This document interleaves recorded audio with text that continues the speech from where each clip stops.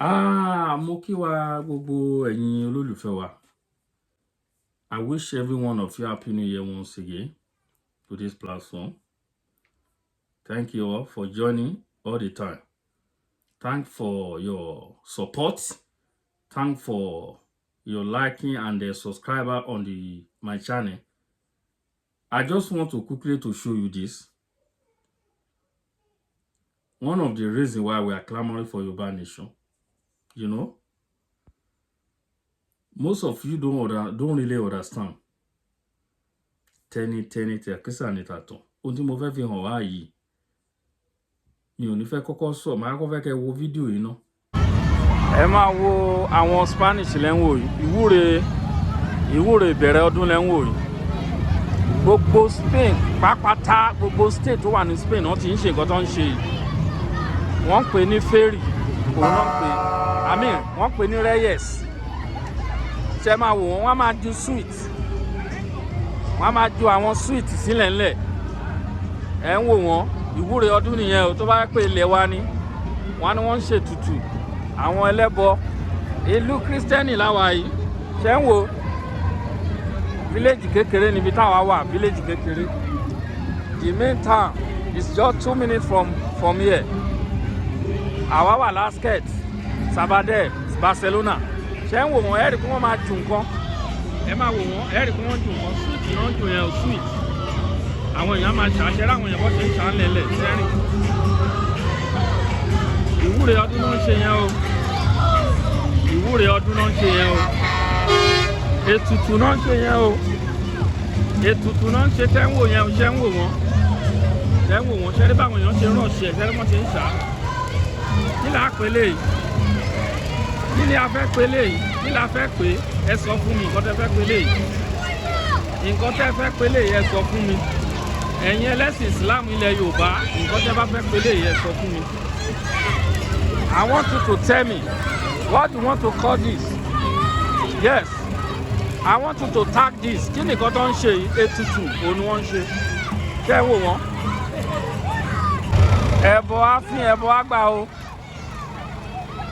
Ètùtù náà ń ṣe yẹn o, ṣé ń wò wọ́n? Ètùtù bẹ̀rẹ̀ ọdún, ẹbọ á fín o.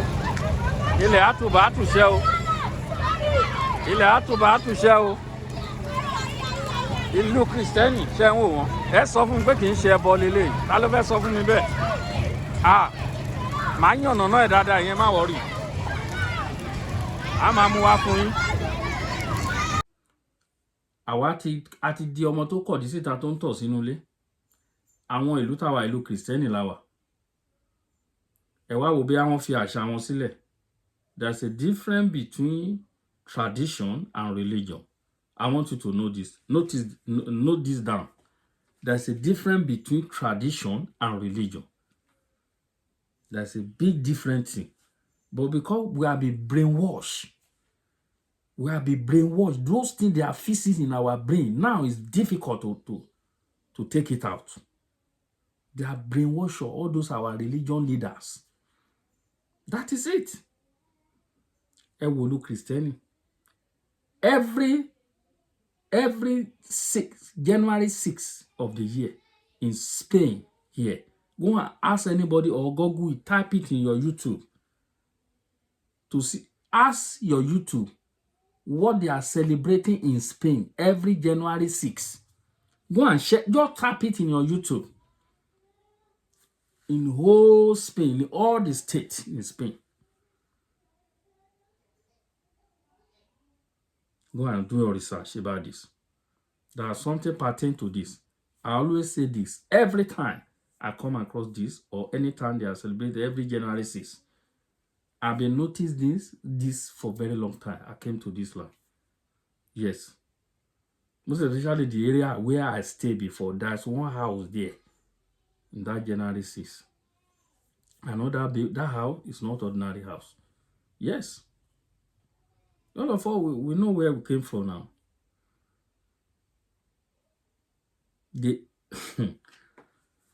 Wọ́n máa ju sweet ìbílẹ̀ sínú sweet ni. Ẹ̀rín sì ṣe bọ́ọ̀ lẹ́wọ̀ nínú fídíò tẹ́ ń wò yẹn. Òun lẹ́wọ̀ tí mo jù síbẹ̀, òun lẹ́wọ̀ tó ń sìn. Fídíò yẹn lẹ́wọ̀ tó ń sìn.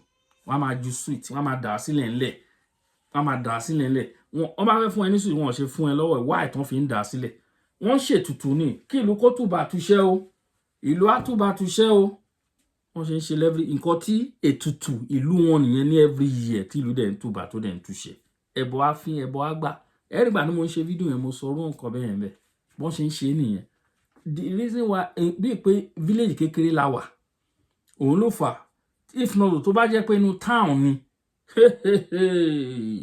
ẹ rí èrò ìwọ tó bá wà lórí YouTube ẹ mo ní kó lọ type ẹ síbẹ̀ lọ type ẹ sórí YouTube ẹ kí náà ti ń pè Reyes òun náà pè Reyes REYES every January 6 àwọn tó mọ̀ nípa kí ni wọ́n lè comment síbẹ̀ kí wọ́n explain more further about this wọ́n rúbọ ni o ètùtù náà bọ̀ tó bá jẹ́ pé àwa ni àwọn ẹlẹ́bọ yìí o especially àwọn ẹlẹ́sìn mùsùlùmí ilẹ̀ Yorùbá kò sí nǹkan tó wọ́n ní fi paint ẹ̀ black and blue àwọn ẹlẹ́bọ wọ́n ṣe kinní kan o wọ́n lọ ṣe kinní kan o wọ́n ṣe gbá wọ́n ṣàwo ìlú kristẹni láwà mo rò pé Spain appear nínú Bible like 2 times tí bá rántí nígbà tí ẹja gbé Jónà mì yes nígbà tí ẹja gbé Jónà mì ibi tí ẹja wá ibi tó lọ vomit Jónà sí ibi tó lọ pọ̀ Jónà sí is part of Spain here yes ibi tí ẹja tó gbé Jónà ibi tó lọ pọ̀ Jónà sí nínú Bible is part of Spain ẹ lọ ṣe research lórí ẹ̀ and nígbà tí ẹja gbé Jónà mì kó tó di pé ẹja yẹn pọ̀ Jónà wọ́n consult oracle ẹ lọ ṣe ìwádìí lórí ẹ̀ nǹkan tí wá ló yàtọ̀ nǹkan tí gbogbo nǹkan wá àwò Ọlọ́run á ṣí wa lójú Ọlọ́run á ṣí wa lójú Ọlọ́run á jẹ́ kí ojú wa là gbogbo nǹkan wa la máa ń fẹnu bàjẹ́ òun ló fà á tí ìlú wa ò lọ síwájú òun ló fà á tí ìlọsíwájú ò bá wa agbé ẹ̀sìn ẹlẹ́sìn agbèrú sórí in the book of Matthew chapter 15 yes book of Matthew chapter 15 verse 24 ẹ lọ kà nǹkan tí wọ́n sọ ń bẹ̀ what are we saying mi ò tẹ̀ fẹ́ sọ̀rọ̀ nípa ẹ̀sìn nǹkan tí mo kàn fẹ́ ká mọ̀ ni pé there is a difference between religion and tradition that's a big difference a ní tradition wa now mo rántí mo ń ṣe program ọjọ́ kan bí mo ṣe gbé ìlẹ̀kẹ̀ sọ́rùn náà lélẹ̀ tẹ́ bá ń wò lẹ̀kẹ̀ ń sìn orí àwọn Benin lẹ́ ń wò ìgbà tí mo lọ sílé ìyàwó mi ọmọ Benin ta lọ sí ìlú wọn ni mo rà mo láìkẹ́ mo rà ṣẹ́rí sáyẹn tẹ́ ń wò yẹn orí sáyẹn Ọ̀rànmíyàn lẹ́ ń wò yẹn Ọ̀rànmíyàn ló ní apá kan dúdú apá kan funfun Ọ̀rànmíyàn lẹ́ ń wò yẹn mo kó lẹ̀kẹ̀ sọ́wọ́ mo ní wọn lóríṣiríṣi I love me ò fi tradition mi ṣeré wọ́n dẹ̀ ń gbọ́n mi wọ́n ní wọ́n tẹ́ mọ̀ pé àwọn ẹlẹ́sìn ìṣẹ̀ṣe ni mí mo wá ní wáyé tó fi sọ bẹ́ẹ̀ wọ́n ní mo kó lẹ̀kẹ̀ sọ́wọ́ mo ní ṣé nǹkan tẹ́ sọ ẹnu ẹ̀ padà rò nǹkan tẹ́ sọ ṣó make sense torí pé mo ti cherish tradition mi sìn mo ti wá di ẹlẹ́sìn ẹ̀wà ṣẹ́rí nǹkan tá a fi ṣera wa ṣẹ́rí nǹkan táwa ò nífẹ̀ẹ́ sí àwọn òyìnbó dẹ̀ adopt ẹ̀ nǹkan tá à ń kó dànù wọ́n dẹ̀ ń kó ayé wọn ń dà àwa la ń pọ̀ṣù heaven tí ò sí níbì kọ̀ọ̀kan àwa la ń pọ̀ṣù ẹ̀ kiri àwa la ń pọ̀ṣù heaven àfọ́mẹ̀kọ̀ heaven jẹ́ ti rí wọn kọ́ máa sọ̀rọ̀ nípa heaven òyìnbó mélòó lẹ rí tó ń sọ̀rọ̀ nípa heaven pé wọ́n fẹ́ lọ sí heaven wọ́n mọ̀ pé ilé ayé ni ilé ayé rí ilé ayé gbé ẹ̀ ń pọ̀ṣù heaven ṣe ilé ayé rí ilé ayé gbé ṣe ilé ayé ire ṣùgbọ́n ẹ̀ ń pọ̀ṣù heaven ẹ fẹ́ lọ sí heaven how many of mélòó lẹ ti lọ sí heaven dé lẹ ti lọ bẹ̀ dé ẹ máa parọ́ God speak to me ẹ máa pastor me I ma preach when God speak to me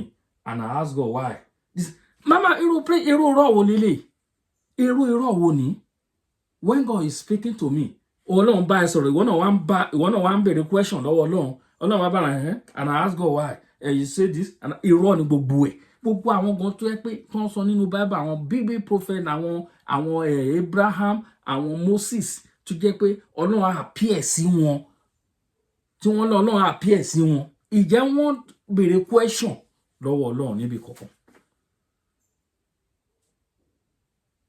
Wọ́n ní kí Abraham pull up your shoe. Ilẹ̀ tó wà ilẹ̀ mímọ́ ni. Ìjẹ́ ó béèrè question. Nígbà tí Moses gun orí òkè ní lọ, ó ní Ọlọ́run appear sí wọn ló dàbí iná ó bojú bolẹ̀. Ìjẹ́ ó béèrè question. Ẹ wá máa preach, ẹ máa parọ́ irọ́. Ẹ dẹ̀ rò pé bóyá àwọn tẹ́ ń bá sọ̀rọ̀ wọn ò ní sense. Ẹ lè bá rọ̀rọ̀ bẹ́lẹ̀ lẹ́nu mi tẹ́lẹ̀. Mo jókòó mo rò fún ara mi ni, kò sẹ́ni tó sọ fún mi. Mo jókòó mo rò. Wọ́n gbàdúrà sílẹ̀ wọn, wọ́n ti ṣe àwa tí wọ́n ń sìn. Nígbà pé Ọlọ́run, mo gbọ́ sọ ní pastor kan sọ pé wọ́n fẹ́ lọ fún fasting for 100. Wọ́n fẹ́ lọ fún fasting for 100 days. Wọ́n fẹ́ lọ fún fasting for 100 days láti pray fún Nàìjíríà. Àánú yín ṣe mí. Ẹni tí wọ́n sábà padà nù ló mọ̀. Ẹ wo ẹ̀yin èèyàn mi. Ẹ jẹ́ ká ṣe tá bá lè ṣe o. Àní jù báyìí lọ. Èmi ọmọ ọ̀rọ̀ yín náà ni. Thank you.